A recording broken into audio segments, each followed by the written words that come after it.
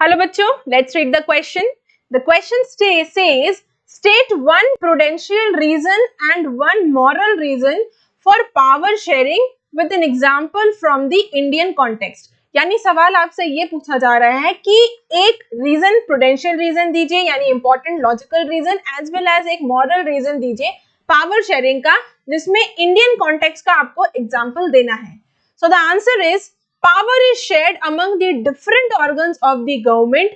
That is कौन-कौन से हैं? The parliament, the executive and the judiciary. तो ये चीज वो ये कह रहा है कि जो पावर शेयर्ड है वो गवर्नमेंट के डिफरेंट ऑर्गन्स में पावर शेयर्ड है. गवर्नमेंट के डिफरेंट ऑर्गन्स कौन-कौन से हैं? एक है आपका the parliament, the executive number 2 and number 3 is the judiciary.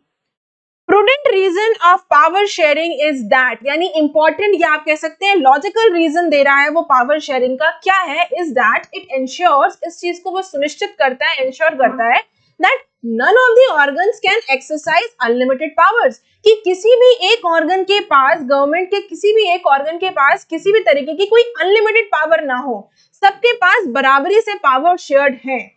Each organ is placed on equal footing and checks the other.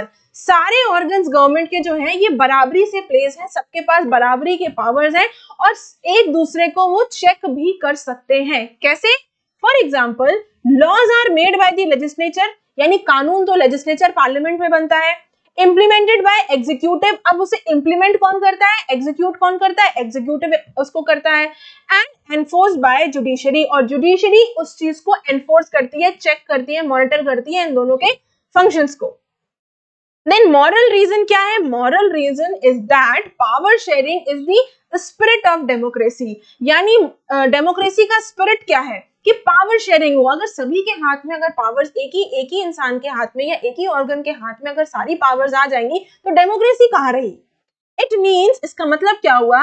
Sharing of power with those उन लोगों के साथ पावर शेयर करना who are directly affected by it exercise जो लोग सीधे इससे प्रभावित होंगे, सीधे इससे अफेक्टेड होंगे and who have to live with its effect और उन लोगों को क्या करना होगा? इसके इफेक्ट के साथ, इसके असर के साथ रहना पड़ेगा.